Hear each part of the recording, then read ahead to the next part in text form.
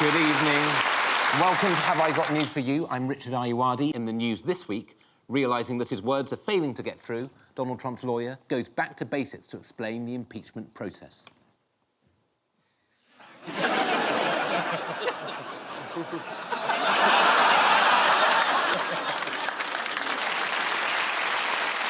At the funeral of an American watermelon farmer, a video is played showing his final moments. Hi.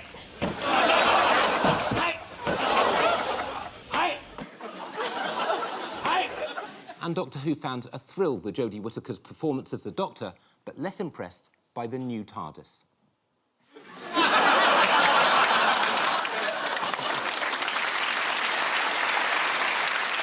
On Ian's team tonight is a comedian who says he constantly worries about everything. It's great to have him here, and he shouldn't panic. I'm sure he locked the front door. Please welcome John Richardson.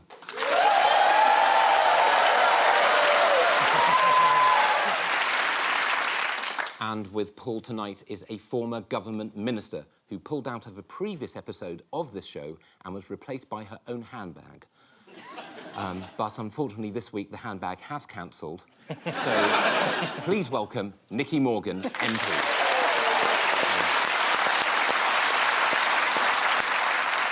And we start with the biggest stories of the week. Paul and Nicky. Yes. Have a look at this. Yes, Theresa May with some horses. And, Mr Juncker. Mr Juncker. Bit of dancing. Yes, this is forward-looking Britain, where we're going. And probably two members of the DUP. It is. There's Mr Gove. There we are. That's how a man dresses when his wife doesn't see him leave the house. So there we are. Yeah. Did that satisfy you? Yeah, that's what I have on the card. Oh, that's very good. Well, this is the news that people are still talking about Brexit. Oh, are they? They're still... Unbelievable. You're not, though, are you? Because you're not allowed to. No, I don't talk about Brexit ever. But we are apparently approaching a critical couple of weeks, although we're told now that maybe there won't be agreement next week and we're going to be knocked into December or November, December. And how will you vote? The Chief Whip would like to know that answer, the answer to that question too. You know, just the public might be vaguely interested. Vaguely. Let's move, yeah, we'll move on. Well, it depends, doesn't it, what the deal is that comes back from Europe. If you hadn't made the joke about the leather trousers, life could have been different.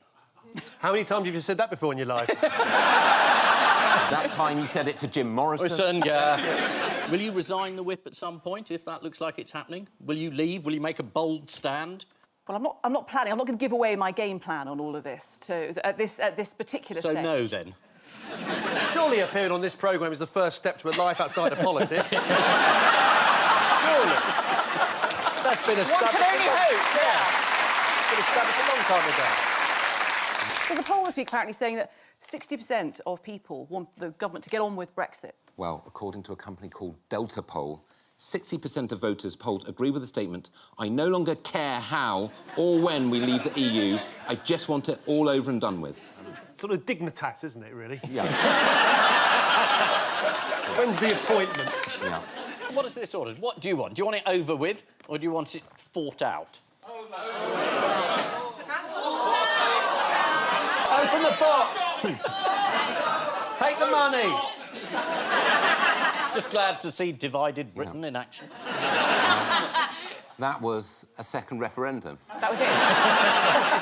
What has Jean-Claude Juncker been doing to try and lighten the mood? Mimicking Theresa May's awkward dance steps. That's exactly right. Let's Yeah. look at it.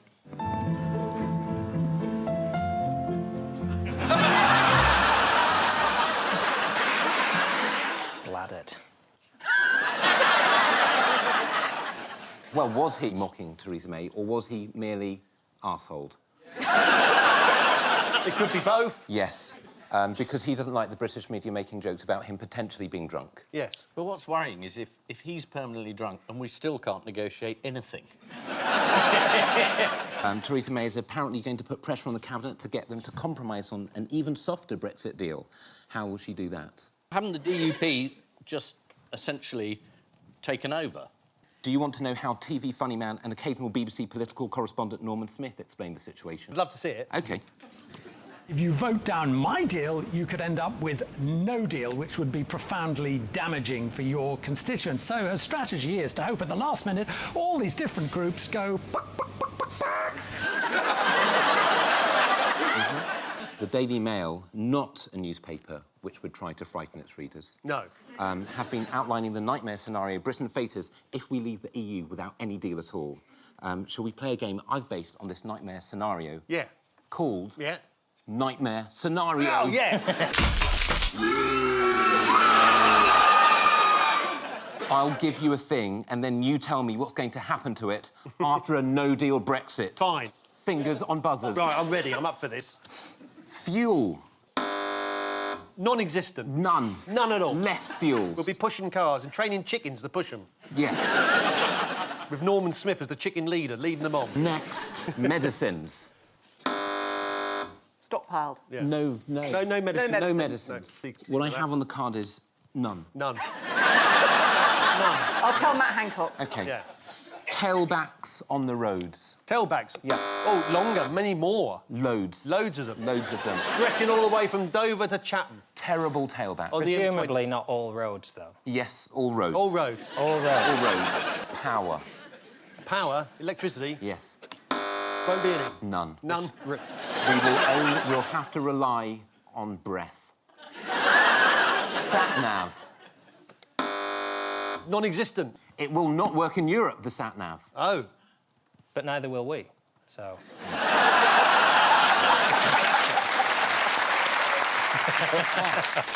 Strange that the Mail are trying to now scare people about Brexit. Well, they've had a change of editor, haven't they? Yes. Yes. Change of heart. No, they haven't got one, but they've had a change of policy. Yes. They've now become a bit more Remainery. It's funny, lots of people do this. They shift their position depending how it goes, don't they? Are you looking at me? Yeah, no. I was always very clear that I was an ardent Remain campaigner. That went well, didn't it? And you supported Gove as leader. I did. I just bring that up gratuitously. What have Sir John Major and Gordon Brown been teaming up to do? They've both agreed on something. Yes. Ex-Tory Prime Minister and ex-Labour Prime Minister. They've both said universal credit is a disaster that doesn't work, thus putting them in line with the entire British public. They've been criticising the government's proposals which could see households losing £2,400 a year. Downing Street said no one moving on to universal credit would lose out and that the nationwide rollout next year would proceed gradually in order to identify difficulties. In the same way that if you're sort of driving towards a brick wall and you accelerate slowly, you gradually become aware of the impending difficulties. The fuel will run out long before you get to the brick wall. Who else was surprisingly critical of the policy? Jeremy Corbyn? I said surprisingly. John Pertwee. It's Esther McVey, the Secretary of State for Work and Pensions. She said yesterday, some people will be worse off. Yes. But she said that Ian Duncan Smith had done a lot of hard work, so it couldn't possibly be wrong. Wasn't he so useless he got sacked as Tory leader? I was at the conference. Can I just say that's my favourite Paul so far? What's the Michael Gove dump news? He says that Go on. if you haven't got stuff, you should go to the tip and get it. That is right. In a way, he wants people to be able to buy stuff from rubbish dumps. It is an extraordinary policy, isn't it? we go. Austerity's over, live off a tip. It's already a thing, though. I mean, I don't want to sound like I sit at home all day watching daytime telly, but there's a programme called Money for Nothing where they go to the tip Great and album they as get well. stuff. Yeah, it is. He's just watching telly now that he's not busy. And he's coming up with ideas. What we should do is allow people to buy homes at auction and then do them up over an hour.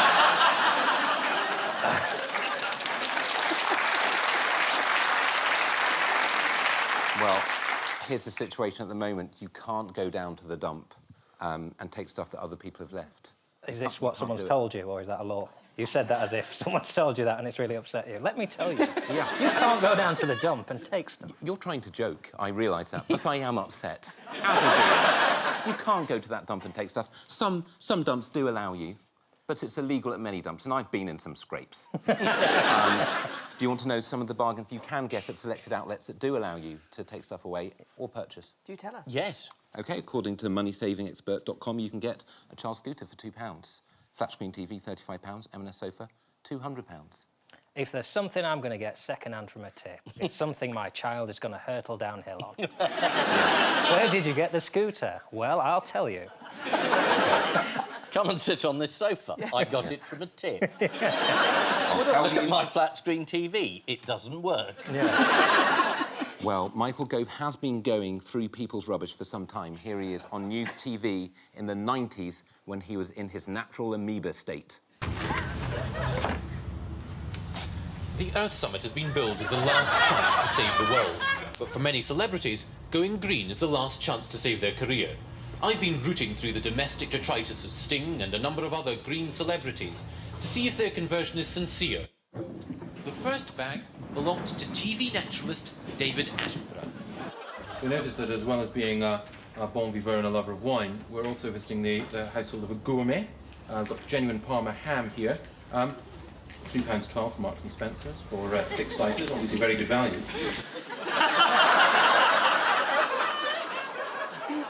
The only way was up after that, wasn't it, really? It's a shame you didn't take that route.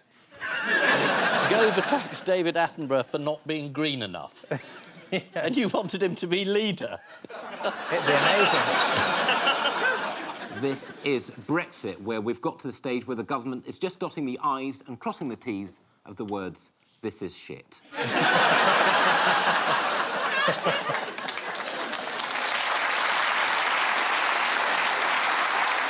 Jacob Rees-Mogg claims that the hardest Brexit question he's ever been asked was from his son, who asked, "Daddy, if we leave the EU, where will you get your claret from?"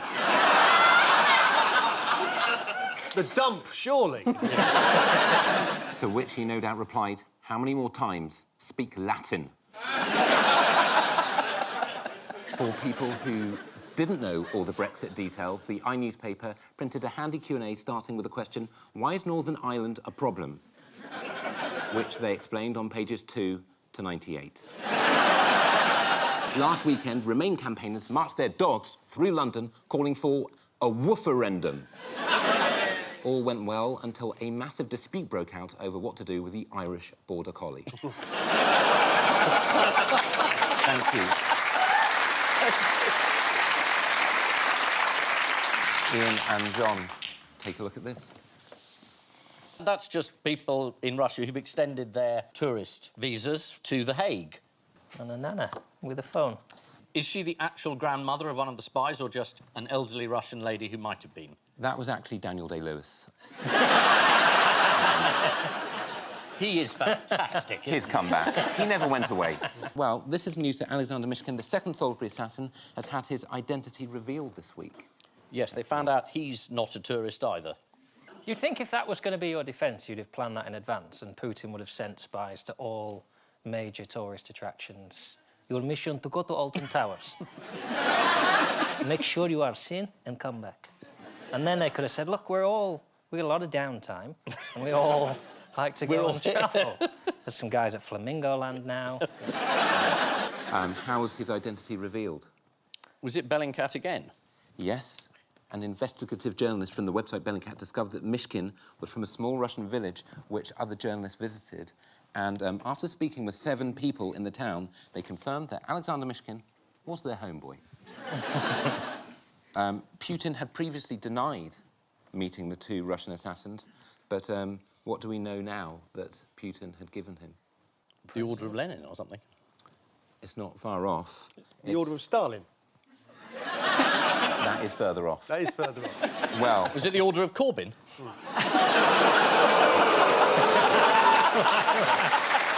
I love that. I'm not on Twitter. You're wasting your time. That gesture was the closest I've seen you look to Liam Gallagher. Putin gave Mishkin the Hero of the Russian Federation Award. For services to tourism. How do we know that he received this award? His grandmother That's right.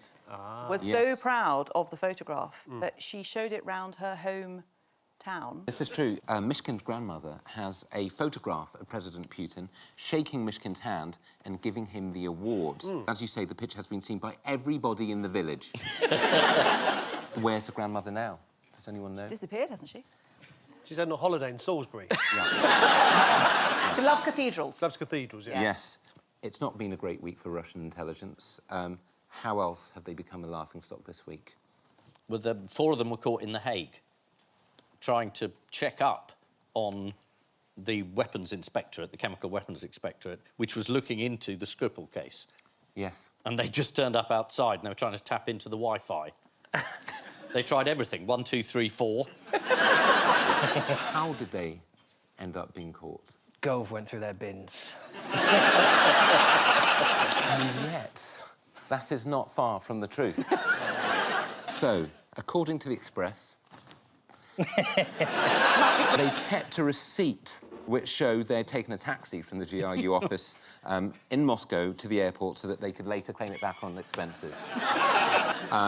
And also, they thought ahead and put all of their rubbish in a plastic bag and took it with them. Lovely, very good.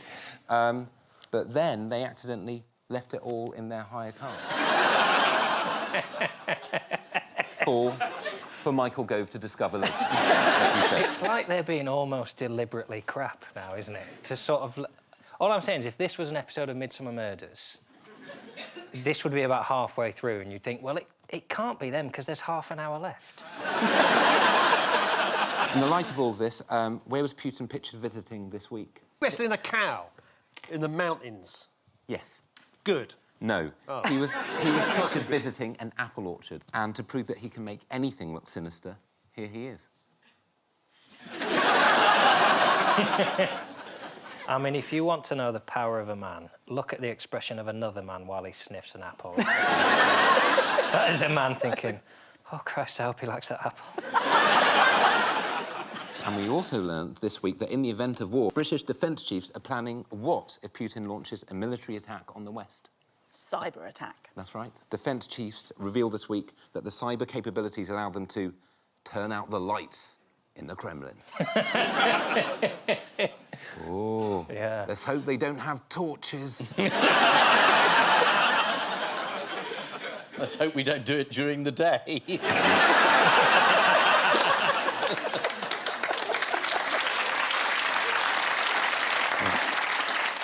Who else may have been dabbling in long-range political assassinations this week? Oh, Saudi Arabia.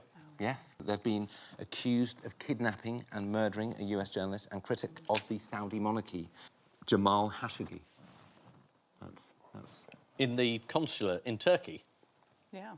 This is Saudi, led by its new reforming, moderate, liberal, open, Western-looking ally friend of ours. They appear to have just murdered a journalist who criticised them. You know, which is taking Leveson one step further. You seem concerned. Most stories at the moment are about journalists being murdered somewhere. Yes. Just saying. But look, who's on the case? Donald Trump. That's right, you've got Donald Trump on the case. Yes, he's finally got a good word for journalists. Yes. He has talked to the Saudi authorities, personally, at the highest level, about Mr. Khashoggi's disappearance. Trump said, we cannot let this happen to reporters. He's usually so respectful of the media. Which British politician decided to have a closer look at Trump's America over summer? Oh, it was Ed Balls. That's right. Oh, yes. The pain in your voice as you said Ed Balls. I was trying to remember his name, and then when I realised I could, I was upset with myself. Here he is gaining a valuable insight into American police tactics.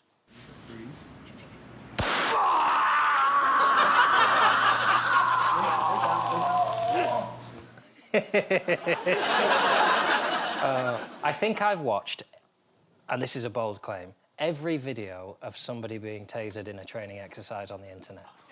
I think I might have seen all of them. That's a hell of a Tinder profile. You're quite strange, really. How does that rate, that one, compared to the many hundreds It's you've not seen? the best. There's no real arching of the body, and the tone is quite consistent. Very often it will increase in pitch to a sort of yelp at the end. You don't get the full headshot of the instant shock, which is a good one, with like... and you really want some... It's quite a butch tone, that one, to it. And, of course, he had two people holding him up, which takes all the fun out of it. But it's a good one, and it's a 7 out of 10 for me. Strictly come tasering. It's a brilliant new format. Yeah. This is the identification of the second Russian Salisbury spy. It's feared that the grandmother is now being interrogated by the Russian security services. Still, nice for her to have some company for a change. According to The Sun, Putin has ordered an investigation into the spy bungle. We can only thank God that Jeffrey from Rainbow died without knowing. So at the end of that round... Yes. 2 points each. Oh, very good. The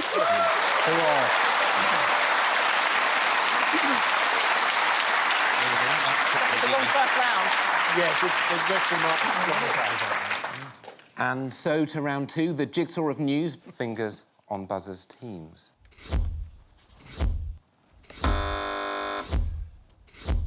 This is royal wedding number 2 of the year. Yes. According to the mother of the bride, we're all pronouncing the bride's name wrong. Oh, really? Yes. Oh. Do you know how you should pronounce the bride's name? Eugenics.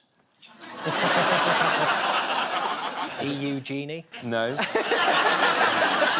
Feels like we could do with one of those. You never give up, you Remainers, do you? According to Sarah Ferguson, most people say Eugenie or Eugenie, when in fact it should be Eugenie? Eugenie. Eugenie. Except in Scotland, where it's you, Jimmy. So Eugenie. What's his name again? Is it Jack Brookbank? Jack Brooksbank. There, Right. see? Have we got that right? Yep, Brooksbank. He's a tequila rep. You're right, he's a European brand manager. He's a rep. He's dishing out shots at the wedding. He is related to Eugenie through Viscount Powercourt, who... Who invented the first electric petrol station. What's the national mood been like? Euphoric, or should that be euphoric?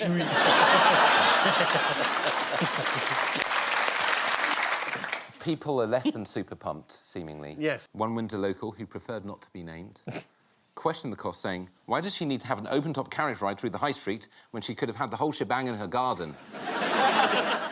Who may or may not have attended the wedding? Some of the royals aren't going, are they? No, Camilla's not going. No. She's got to have a cigarette. No. In Scotland. That is unfair. She has a very important thing that she has to go to. She has to go to a harvest festival at a school near her home. She can't get out of that. That's been in the diary for days. Prince Philip. He was leaving it until the last minute to decide if he would attend the ceremony. A royal source said that due to his age, the Duke now operates on a wake up and see how I feel basis. That's how I live. A decision which definitely won't be affected by his long-running feud with Fergie, who Philip apparently once described as odd and pointless. Away from the royal wedding, who's celebrating this week by not having a cake? Oh, the bakers in Northern Ireland. Yes. Didn't want to produce a cake with respect gay marriage written on it, or support gay marriage, I think was the actual wording. Well, you're completely right. Ash's Bakery in Belfast, who've won their Supreme Court appeal over their refusal to bake a cake in support of gay marriage, a judge ruled that by baking the cake, the bakers would express an opinion which one does not hold. The Equality Commission spent £250,000 of public money on this case, but who could have saved them all that time and money? Mary Berry. Ian. Ian could have done. Let's look at what Ian said 4 years ago on this programme. 4 years ago on this programme? That's right. This judgment is probably going to be reviewed. It is the equivalent of going into a Muslim-owned cake shop and saying, I'd like you to have a face of the Prophet on the cake. You're open for business, make me the cake. Otherwise, it's against the law. So this is creating quite a difficult area. It's freedom of expression versus freedom of religion. I should be on the Supreme Court. Is there a rush of non-Muslims to get cakes with Mohammed on the front, on the top? Well, it is the principle. Peter Tatchell put it equally well. He said it's the equivalent of telling two gay bakers you must bake a cake which says, I think gay marriage is an abomination. Put that on. People don't have to. The freedom not to say something is part of the freedom to say something. The irony, of course, is that everybody's seen this cake, and if they'd baked it and it had just been eaten, that would have been it. Who else has recently managed to cause offence with a cake other than you? I don't know. What's the answer and what was the question? OK. So I just review the whole show? Yeah. It's an anonymous mum who iced this unfortunate cake to wish her son good luck at university.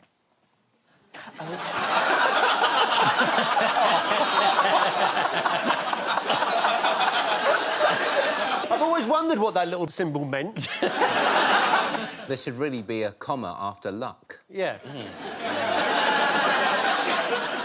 There was a version of The Sound of Music that was playing at the Sydney Opera House, and a lot of the Australians I knew when I was over there at the time found it very funny because it was a New Zealander playing the head nun. And at one point, her line should have been, "What is it you can't face?" And they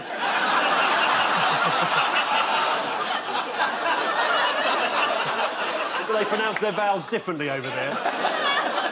This is the royal wedding of the month. The Daily Mail printed an A to Z of the royal wedding, the most consulted letters being D, do I get a day off work, and N, no. Prince George will be a page boy at the ceremony on Friday, which means he's missing a day of school. Such irresponsible parenting. I mean, if he doesn't pass his exams, what will he fall back on?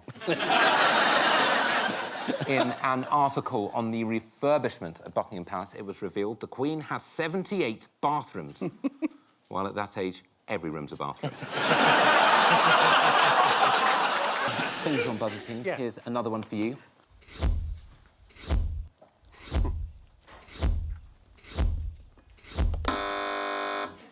It's the news that James Bond is never going to be a woman, so never going to be played by a female actress. Yes. Maybe both are true. Yes, it is the news that James Bond will never be played by a woman. Who's put the kibosh on a female One Bond? of the producers, is it Barbara Broccoli? Barbara Broccoli. Yep.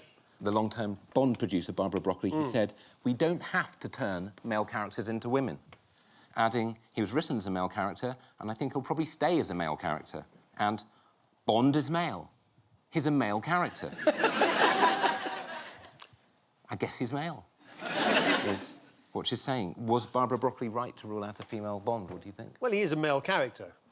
I'm not sure how this suddenly became news, but, yes, do you know? Well, because the new Doctor Who, Oh, right, yes. of course, has Jodie Whittaker is Yes. playing the new Doctor Who. Very, very brilliantly, I have to say. I thought it was a great first episode. OK. So, oh, look, somebody else probably agrees with me. There we are, you see. It's the first thing that's brought everyone together. So it's going to heal a divided nation. Yes, it yeah, can. Doctor Who. We all unite Sunday evening, sit round and watch the TV. Right. You two are looking quite confused. Did you not watch it? No.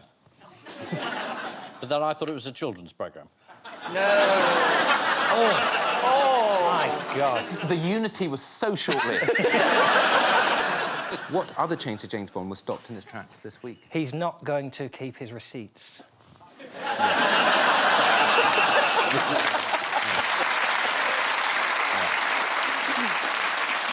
I would love if only now he stopped keeping his receipts. He just, I don't know whether to shred this or just, I don't know, just... Vodka Well. Martini, 1968. He's, Can I still claim that? He's not allowed to sleep naked. You're right. God, how much do you know about Bond?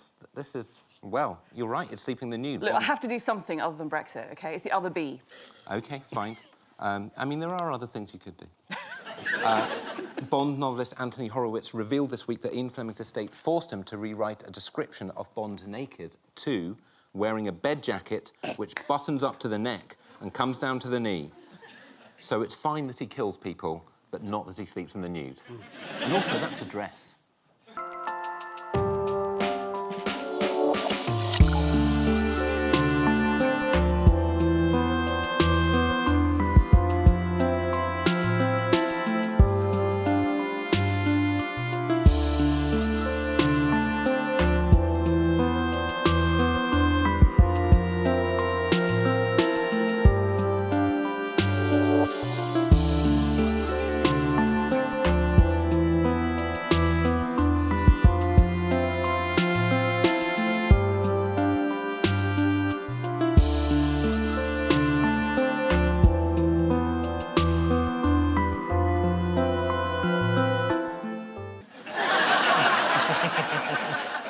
Who do you think should play the next James Bond?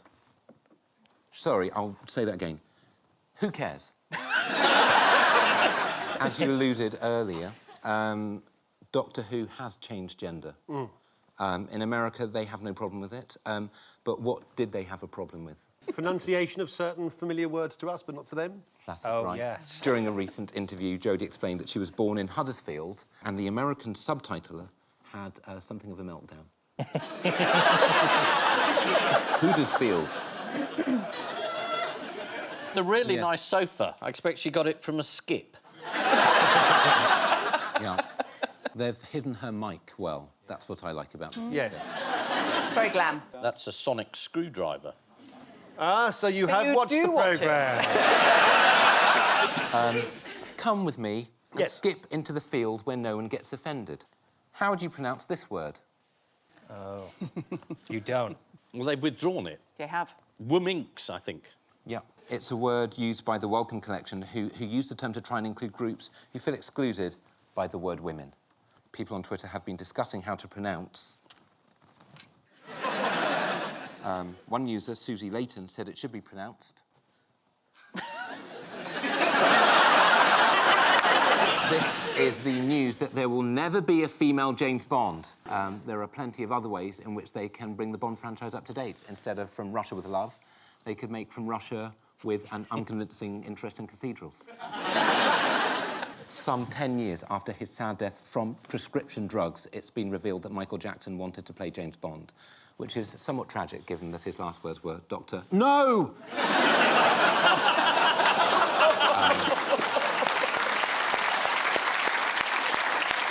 Which means at the end of this round, it's Ian and John with 2. Paul and Nikki with 5. Oh, well done. Yes. That one didn't go well. Let's win that. Yeah.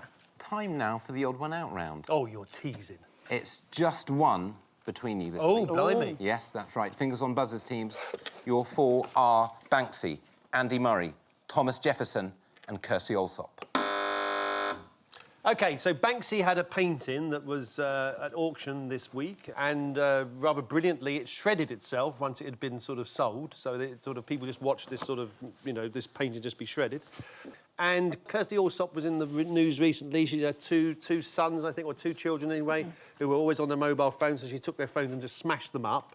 So that's the sort of link, I suppose, is things Yes. being destroyed. Yeah. And I think Andy Murray, he dropped a trophy. Did he?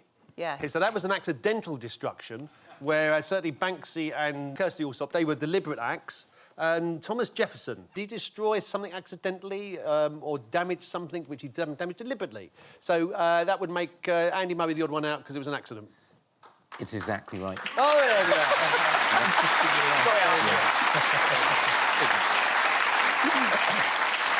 They all damaged something on purpose, except for Andy Murray, who did it by accident. We know that he broke a commemorative plate. Okay.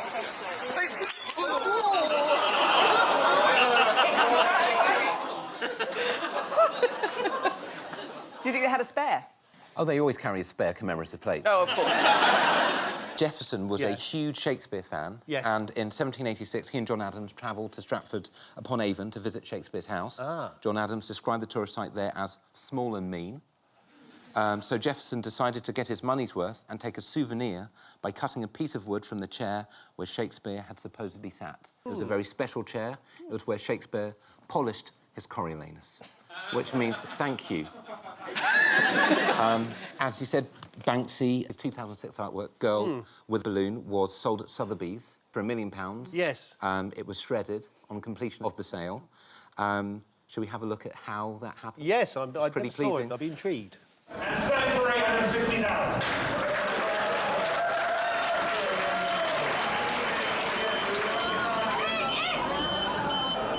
Yeah, if you could maybe get one of the technicians quickly to go and take that over there, that'd be great. Quickly. Okay, we're moving on, ladies and gentlemen. Ladies and gentlemen, we are going to move on here. Apparently it's worth more now. Yes. Yeah. It is worth more. That's That's why the art world. the buyer is pretty happy because it has increased the value of the art. Art expert Joey Sire told The Telegraph Banksy has added a minimum 50% to its value. How did one owner of another Banksy try to double its value this week? It's a leading question. Set fire to it. Shredded it. Shredded it as well. Got a shredder out. Yeah. Hoping to double its value, Oh, dear. he wanted to imitate the artist's actions by slicing strips into his own Banksy print with a Stanley knife. Unfortunately, it had the adverse effect and took the value of the print from £40,000 to £1. And that's if you chuck the knife in. Yeah. What keeps getting damaged round Keith Tyson's house? Oh, this is the naked woman? Yes, his hedge. Keith Tyson's hedge. Yes. From Sheffield, has cut his hedge into the shape of what he describes as a sexy goddess. Do you know what's his name, the hedge? Miranda. It's not far... Gloria. Gloria. Yeah. According to Keith, he has to mend the hedge 4 or 5 times a year because drunk passers-by keep jumping on it and pretending to have sex with it. Shall we have a look at Gloria? I mean, you can't blame people, can you? Seems to have varicose veins. I don't want to point them out, but just put them through. The hedge is a fun relaxation, says Keith. It's not my serious work. It just morphed into something as I wanted to make the lady as sexy as possible, which is difficult, as she is just a privet hedge. No, he's totally succeeded in my book. It is the sexiest hedge I've ever seen. Can I say I'm not interested? Good, less of a queue. There's nothing new about Banksy's latest idea. I've actually got a Rembrandt at home, which is in 1,000 pieces, but luckily the picture's on the lid of the box. Kirsty Allsop recently revealed that she punished her children by breaking their iPads. The children did try to find somewhere secret to play on their gadgets, but unfortunately for them, Kirsty had switched on their location setting. Which means at the end of this round, it's... well... it's bad news for Ian John, it's 2. Paul and Nikki, 7. Oh, no.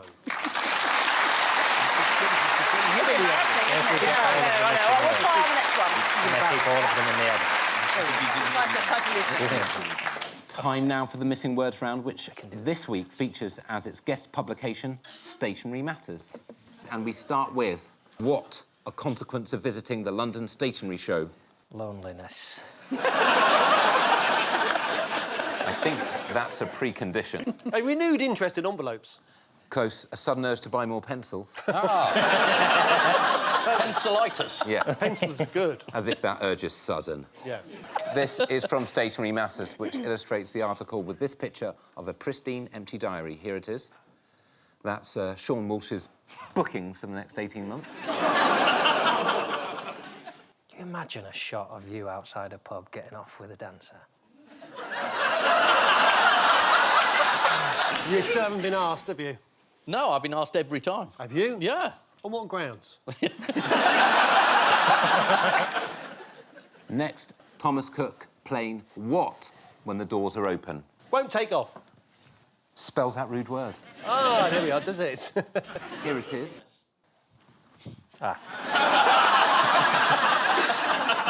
That's supposed to say Cook's Club. Incidentally, an embarrassing cock also becomes visible whenever the door opens on Richard Branson's private jet. Next, ancient Egyptians were more fashionable than we thought, thanks to the discovery of what? Cardigans. Headed notepaper. You are very close. Oh. They're stripy socks. Oh. Wow. Yes. The Daily Mail added that the sock has a section between the first 2 toes to wear with sandals. Sandals with socks. Nice. Next, Liam Neeson says horse in new film, what? And wins Oscar.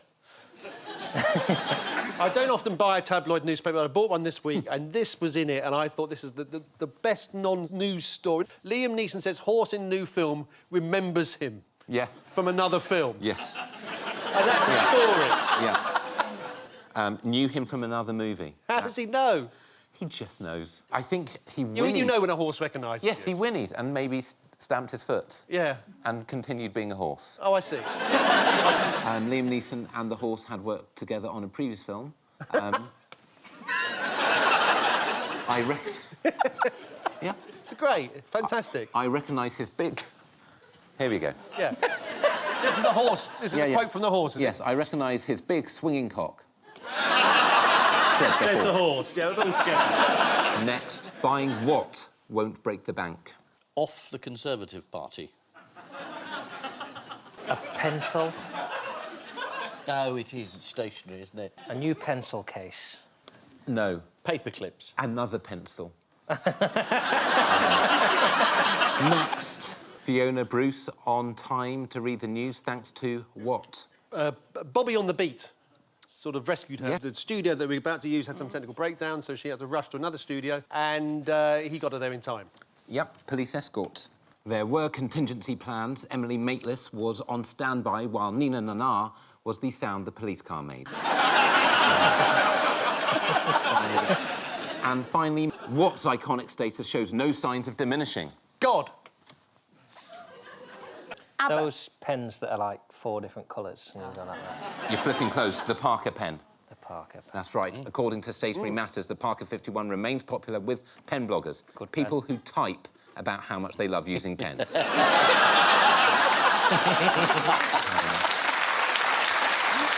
So the final scores are Ian and John have 2.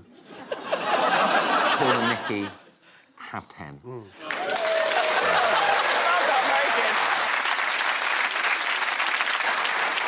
But before we go, there's just time for the caption competition. Who's going to tell him we don't need a boat?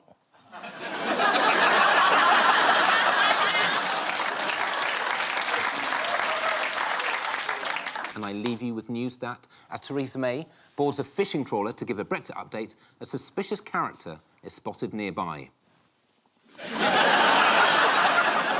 After spending 14 days looking for the rare red-breasted kingfisher, there's disappointment for one birdwatcher when he has to nip to the loo. And in Benidorm, after finally making some progress in some tricky Brexit negotiations, Jean-Claude Juncker has a couple of drinks to celebrate.